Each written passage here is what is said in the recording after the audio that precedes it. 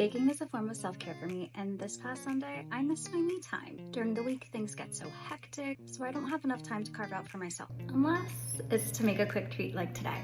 If you've been watching for a while, you know my go-to when I miss Sunday baking is a rice cake treat, and that's just what we're making today. Crunchy rice cakes, creamy maple peanut butter, and a little chocolate to tie it all together. Sweet, salty, simple, and so satisfying. Not Sunday baking, but close enough.